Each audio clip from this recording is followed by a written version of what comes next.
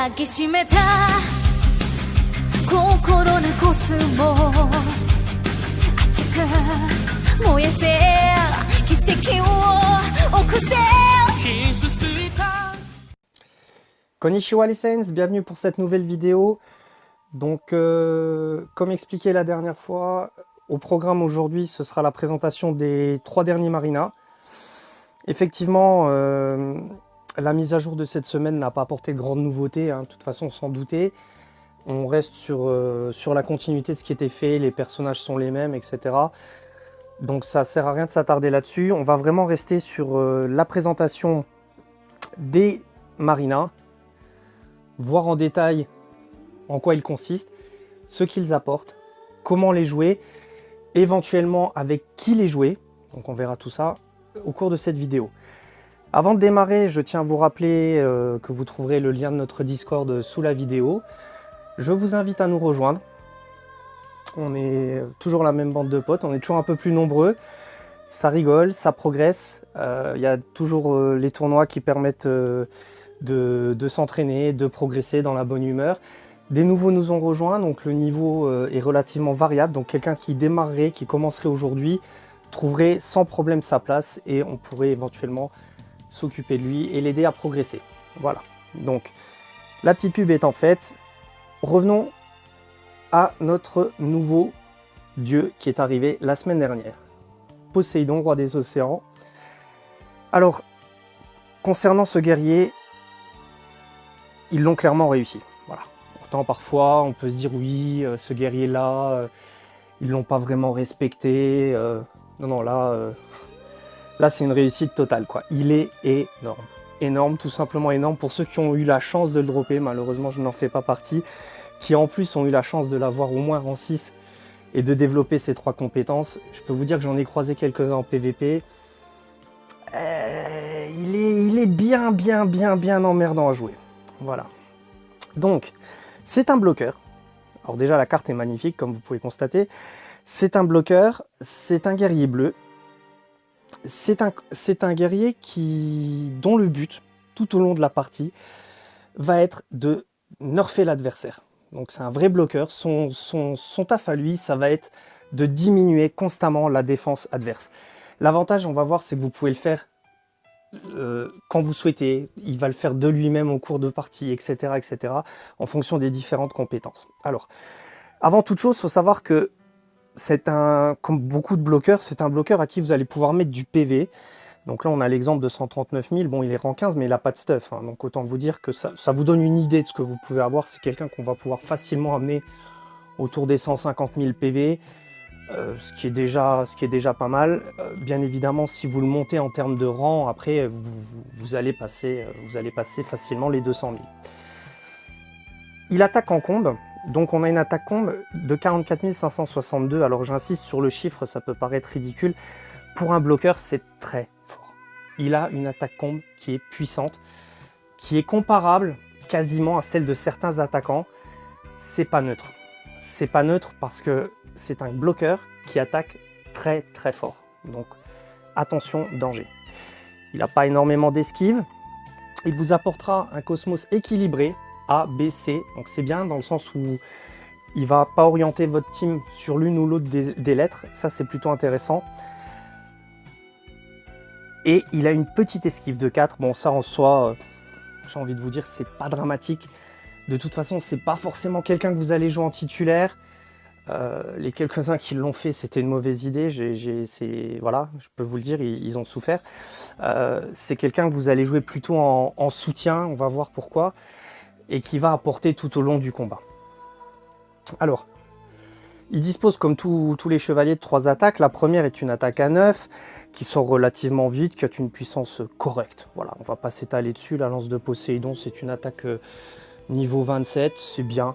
Voilà, sans plus, ça tape vite et relativement fort. Sachant que lui a une grosse attaque en parallèle, ça tape quand même fort. Sa compétence B et sa compétence C sont déjà nettement plus intéressantes. Alors, la compétence B, déjà, il faut savoir que c'est une compétence qui va sortir très vite, elle va sortir en 2 tours.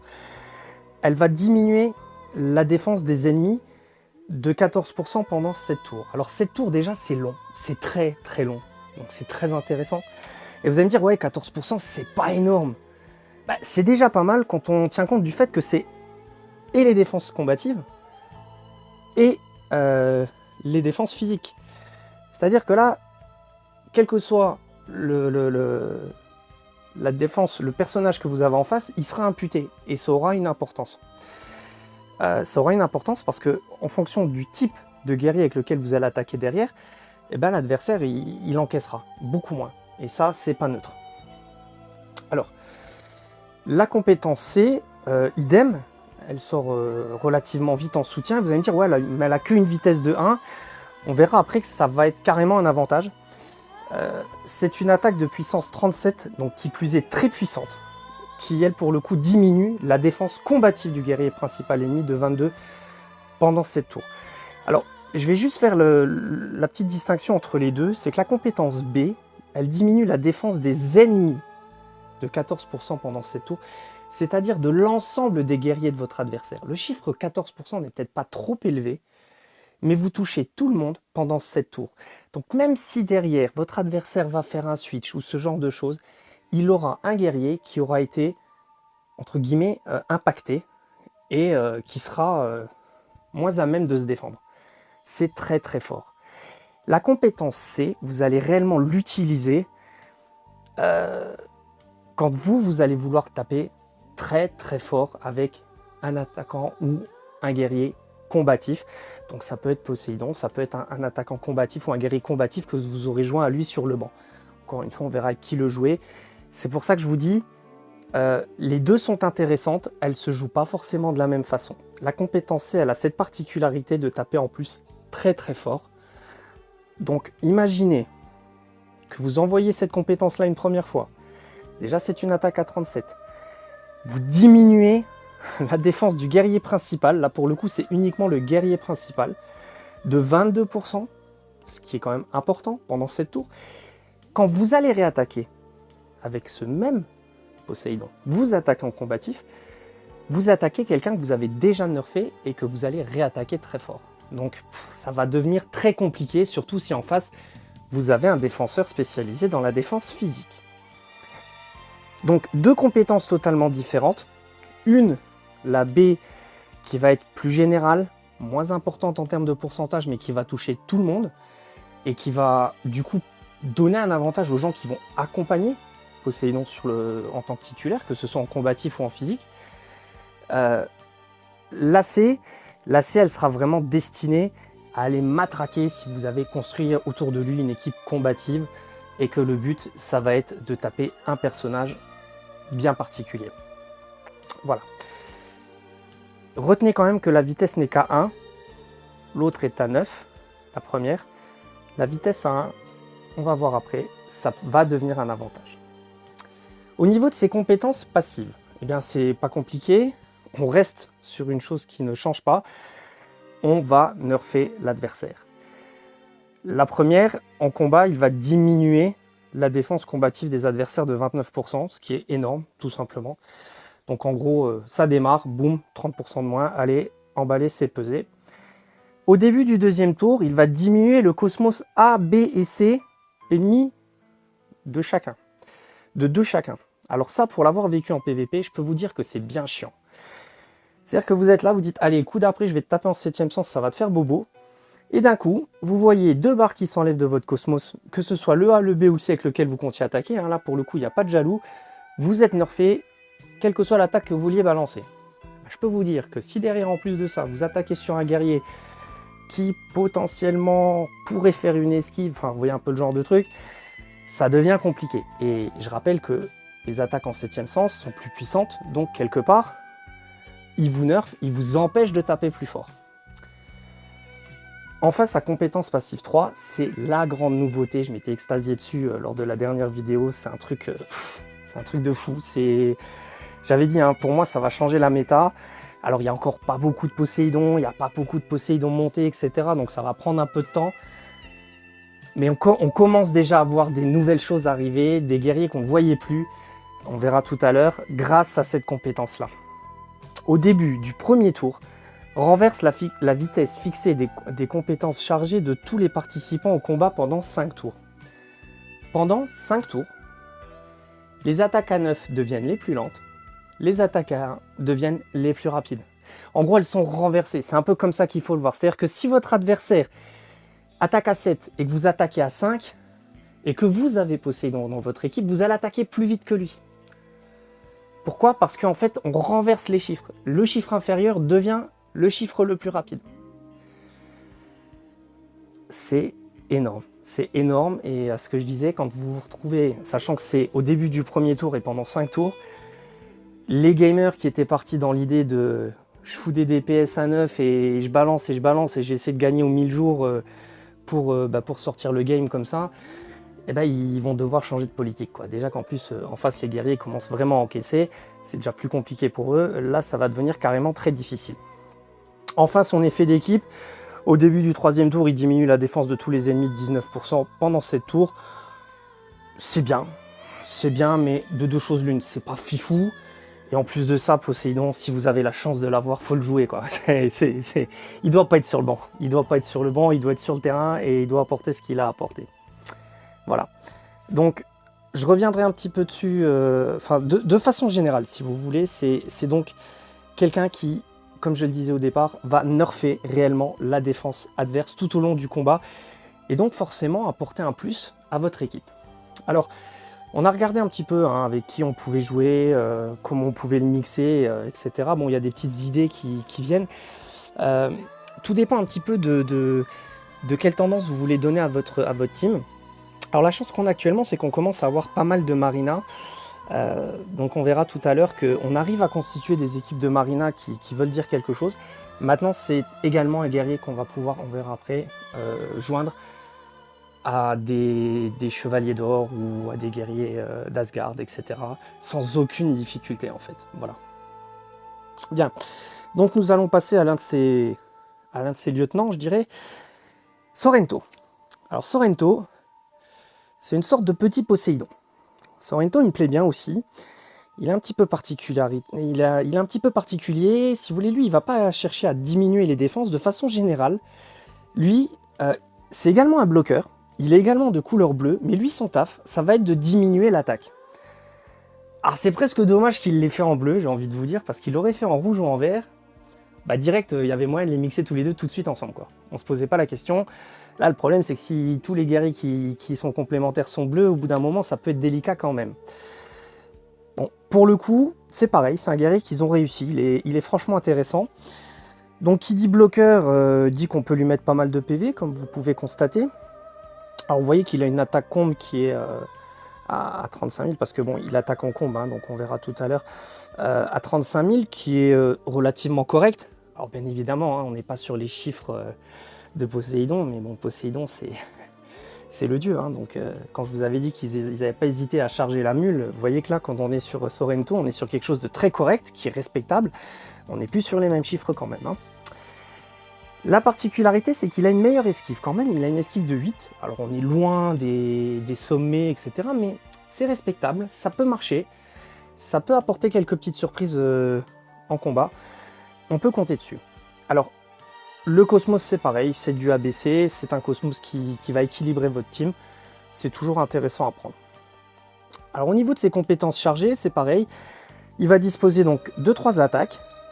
Alors des attaques relativement lentes ou rapides, ça dépend, il y a un peu de tout, qui sortent pour la plupart relativement vite en soutien, et on verra qu'elles ont pour particularité systématiquement de diminuer l'attaque.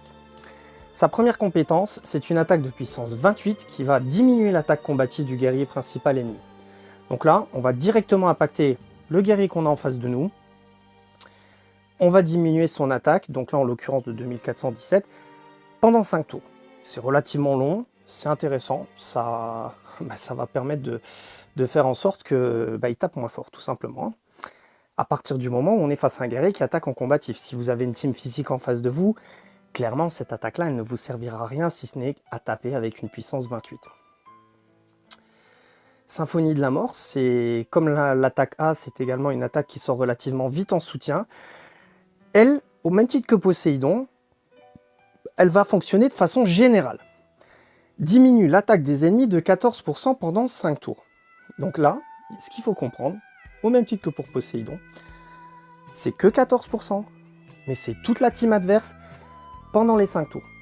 Ça c'est fort, c'est intéressant, et surtout, ça sort relativement vite en soutien. Alors j'insiste toujours là-dessus, parce que finalement, au même titre que Poséidon, Sorrento c'est quelqu'un que vous pouvez jouer en deuxième ou en troisième combattant dans une team. C'est pas forcément lui qui va vous faire le taf au début, par contre il va venir aider les camarades, et il va venir réellement nerfer l'adversaire. Imaginez que vous jouiez un gros défenseur, il va encaisser, et plus le temps va passer, mieux il va encaisser. Parce que moins il aura encaissé. Donc même si ses PV réduisent, il encaissera toujours moins, il aura moins de PV encaissés, donc il va rester plus longtemps sur le game. Ça peut devenir très très intéressant. Enfin, sa troisième attaque, c'est une attaque un peu plus rapide. Elle est de puissance 22. Elle a pour but de diminuer l'attaque physique du guerrier principal ennemi de 2417 pendant 5 tours. Donc on voit qu'il est capable de diminuer l'attaque de tout le monde, ou alors on peut cibler la diminution d'une attaque combative ou la diminution ici d'une attaque physique sur un guerrier. Ça c'est très très fort, c'est-à-dire que peu importe ce qui est joué par votre adversaire, vous êtes en mesure de le nerfer. Ça c'est juste énorme les gars, énorme. On va voir qu'au niveau de ses compétences passives, on va revenir sur ce type de démarche. Au début du troisième tour, il va diminuer l'attaque physique du guerrier principal ennemi de 29% pendant 5 tours. Alors vous allez me dire si en face c'est du combatif. Eh bien si c'est du combatif, c'est pas grave, il y a les autres compétences. À savoir, la deuxième, au début du deuxième tour, il va diminuer l'attaque du guerrier principal ennemi de 24% pendant 5 tours. Donc là, il ne fait pas de distinction. Donc si en plus de ça, c'est un physique, eh ben, au troisième tour, il aura les 24% plus les 29%. Et de façon générale, en compétence 3, il va diminuer l'attaque des ennemis, l'ensemble des ennemis, de 19%. Donc que ce soit en compétence chargée ou en compétence générale, il a la possibilité d'aller nerfer l'adversaire pour diminuer ou l'attaque physique, ou l'attaque combative, ou la totalité. Et tout ça, que vous l'activiez, ou alors ça se fait naturellement. C'est juste incroyable. Je veux dire, on est réellement sur un guerrier qui va vous empêcher de jouer, de taper. Encore une fois, vous couplez Sorrento à un gros défenseur, vous le mettez juste derrière, tranquillement quelques petites attaques de soutien pour renforcer la défense. Votre défenseur, il va devenir fantastique. Pourquoi? Parce que tout simplement, il aura toujours des attaques moins puissantes à encaisser. Voilà, donc ça c'était pour Sorrento. J'ai presque envie de dire c'est une sorte de petit Poséidon. Alors Poséidon, c'est plus, il va diminuer la défense alors que Sorrento va diminuer l'attaque. Au final, bien mixé avec les bons guerriers qui vont bien, ça va se jouer un petit peu de la même manière. Et dans les deux cas, c'est très très fort. Alors c'est sûr, Poséidon, c'est un peu plus luxe, un peu plus classe. Mais croyez-moi que ceux qui auront droppé Sorrento plusieurs fois, qui l'auront entre rang 6 et rang 9, croyez-moi qu'il fera le taf. Voilà. Et enfin, le dernier, notre ami Canon. Canon qu'on connaissait déjà parce que on a depuis le début du jeu, pour ainsi dire, quasiment. Ils avaient fait une bannière très très tôt après le lancement du jeu, entre Canon et Saga. On avait un Canon bleu. Là, on est sur un Canon vert. Alors, Canon vert, il a la particularité donc d'être un soutien. Donc, un soutien, c'est-à-dire qu'il va être là pour aider. Alors, à la différence des deux précédents qui étaient là pour vraiment embêter l'adversaire, lui, il va être là pour soutenir les guerriers au combat. Donc, on est sur quelqu'un à qui on va pouvoir mettre du PV déjà à crever. Alors ça, c'est intéressant. Là, on est à 175 000 pour un rang 15 sans stuff. Ça vous donne une idée. C'est quelqu'un qui va pouvoir monter très très haut avec des stuffs, etc. Ça peut aller... je pense qu'on pourra largement passer largement les 250.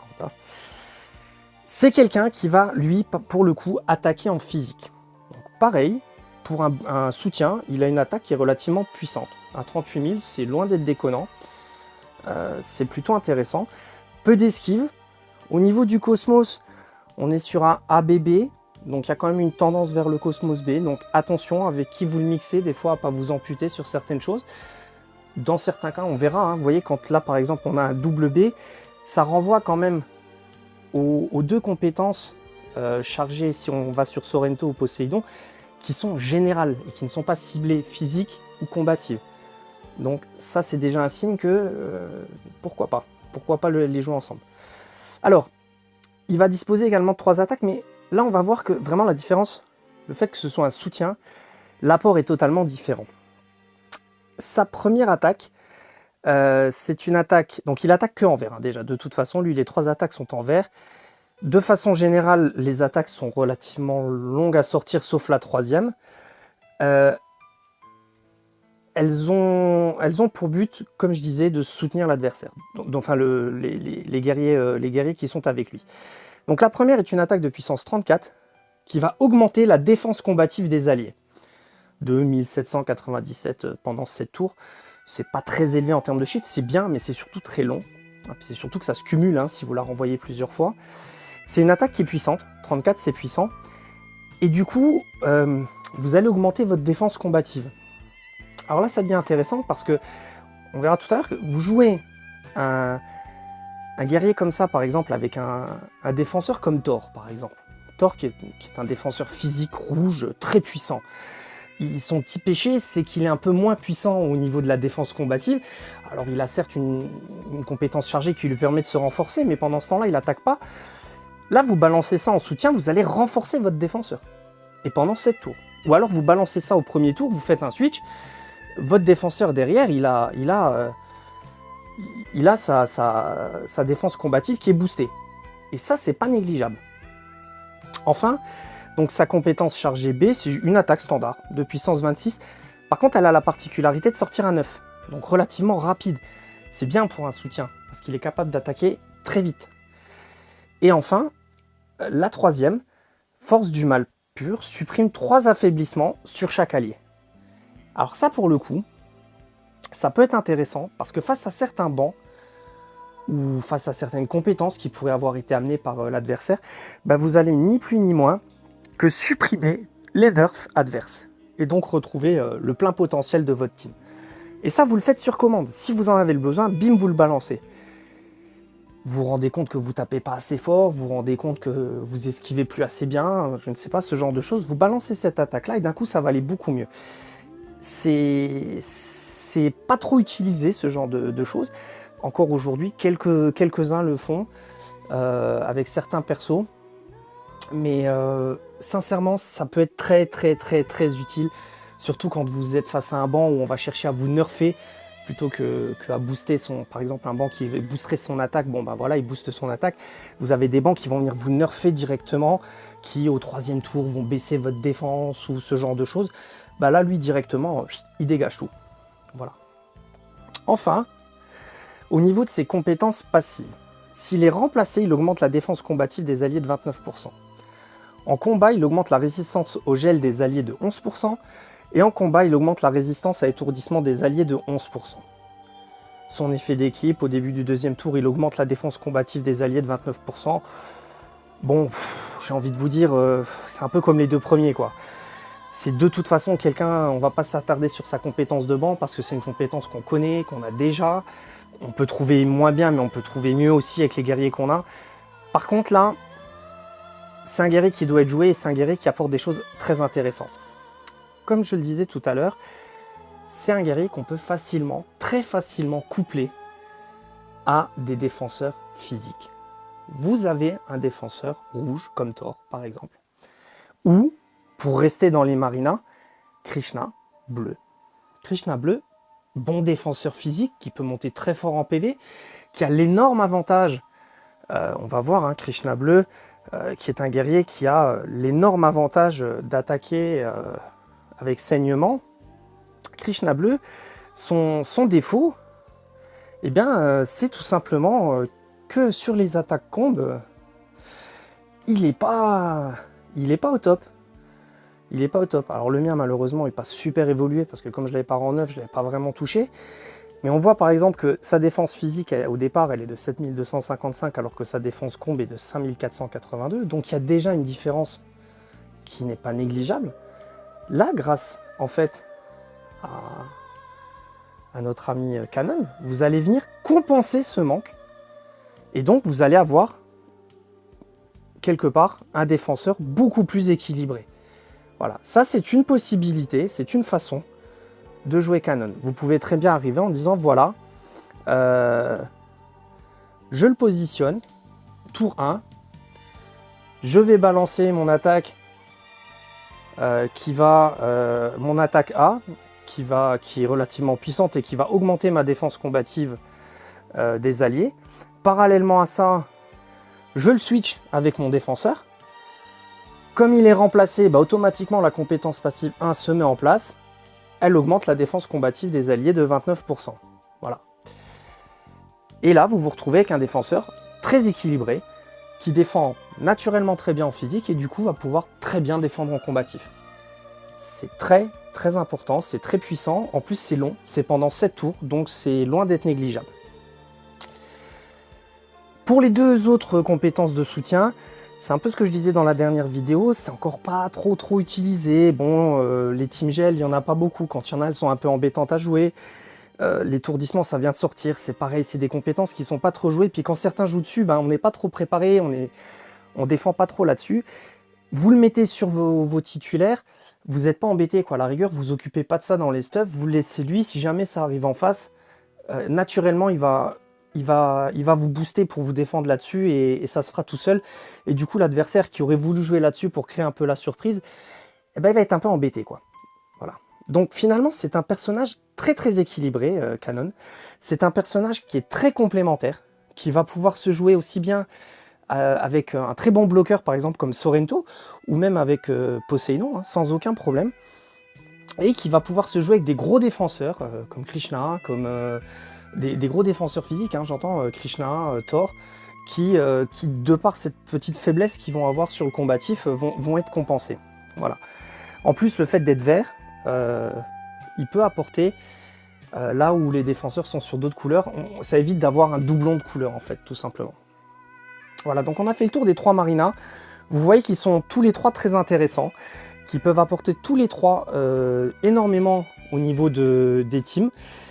Je vais essayer de vous donner un petit peu maintenant des idées. Alors j'avais préparé un peu des compos, mais ça va être un peu long. Simplement vous donner quelques pistes avec qui, quoi, ces guerriers peuvent être joués. Donc on a vu un petit peu pour Cannon, qui peut être facilement associé à un défenseur physique pour venir compenser.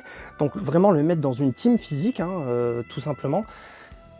Il peut être également associé à des marinas ou à des chevaliers en combe, dans le sens où il pourrait très bien s'associer ou à Poséidon ou à Sorrento, dans le sens où il va venir apporter encore plus de combatifs face à une équipe combative. Et eux, derrière, de toute façon, sont là pour faire le taf. Derrière, si vous avez par exemple un gros défenseur combe, vous n'aurez pas besoin de ce complément-là. Il apportera par sa couleur et les autres nerfs. Voilà. Donc, dans l'esprit, Poséidon, dans un premier temps, ce qu'il faut retenir, c'est que on va pouvoir retrouver des persos qu'on ne voyait pas. Par exemple, Poséidon, vous pouvez, comme ça, le jouer avec Cannon, vert, qu'on a vu, et lui adjoindre Krishna rouge. Krishna rouge qui a une attaque qui va apporter saignement à 1. Du coup, le fait de jouer avec Poséidon, elle va devenir automatiquement l'attaque la plus rapide du game. Et donc, elle va porter immédiatement. Première solution. C'est l'occasion de rejoindre un perso comme Krishna rouge qu'on joue pas trop.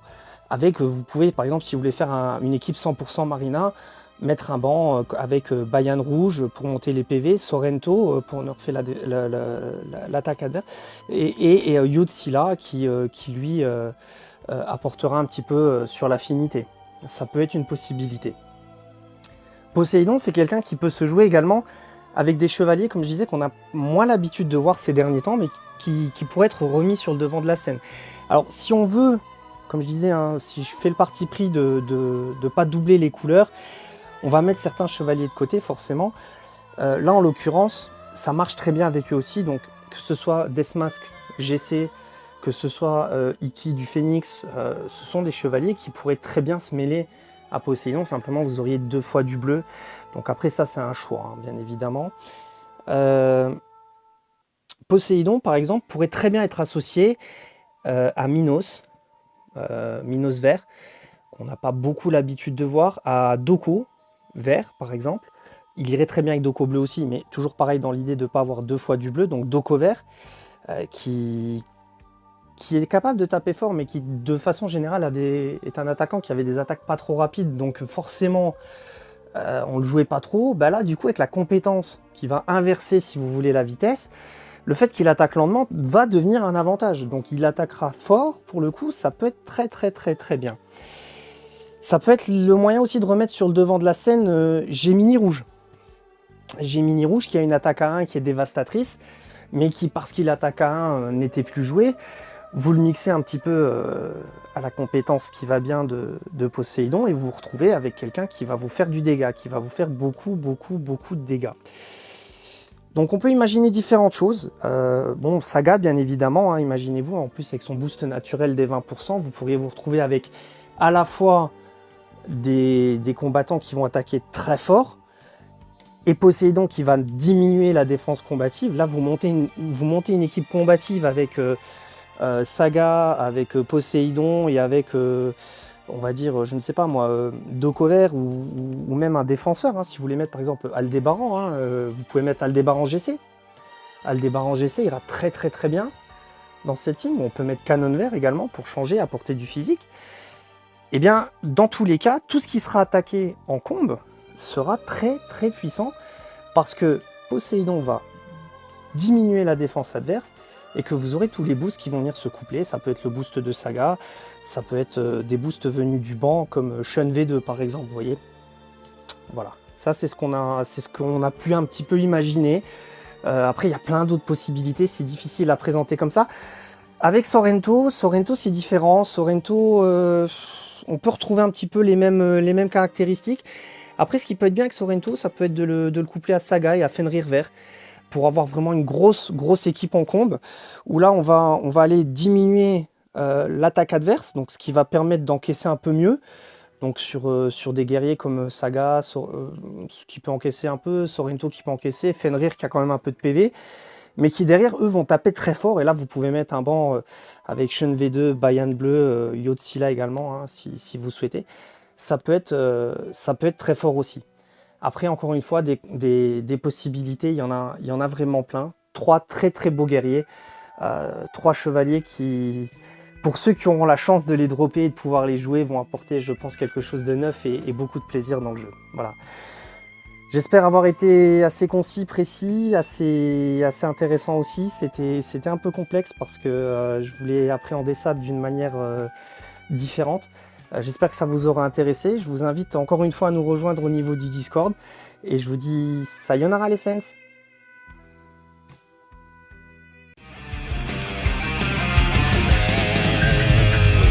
抱きしめた心のコスモ熱く燃やせ奇跡を起こせ